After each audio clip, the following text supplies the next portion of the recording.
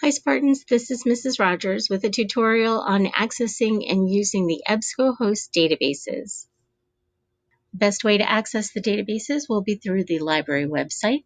If you go to the Steiner website and hover over our school, you can look down the list and you'll find Library Media Center.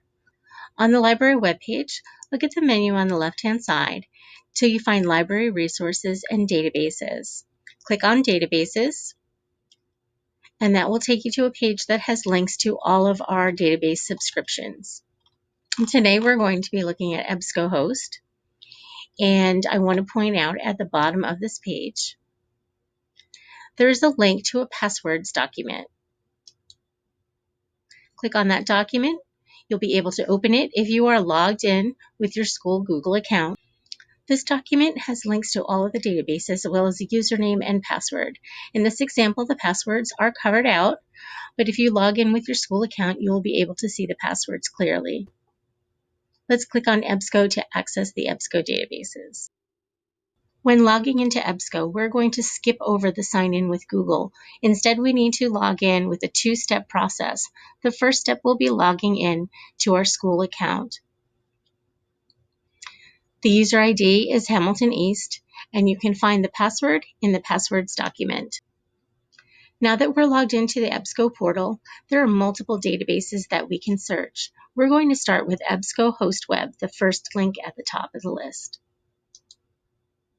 When you first log in, EBSCO has the databases grouped by subject. I am going to ask you to select your databases by subject. However, the groupings that EBSCO provides include databases that are meant for primary school and middle school students. Instead, I'd like you to click on Databases A to Z.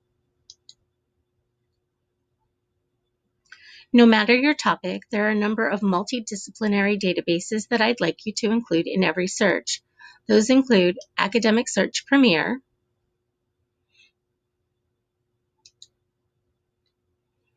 Open Dissertations, and Master File Premier. These three databases are multidisciplinary databases that include periodicals, dissertations, and academic research and scientific research on many different topics.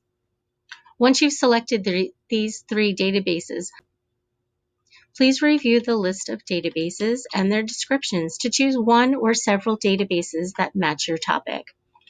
In my example videos, I'm going to be using a topic that's based in education. So I will choose the ERIC database, the Professional Development Collection, and Teacher Reference Center. Once you've selected your databases, scroll down to the bottom or up to the top and click Continue.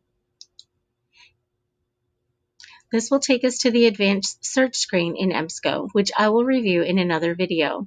I just want to point out in this video that at the top above the search bar, you can change your database selection at any time. You can choose Show All, that will give you a list of the databases you've selected, or you can choose Databases by Subject to add additional groups of databases to your search.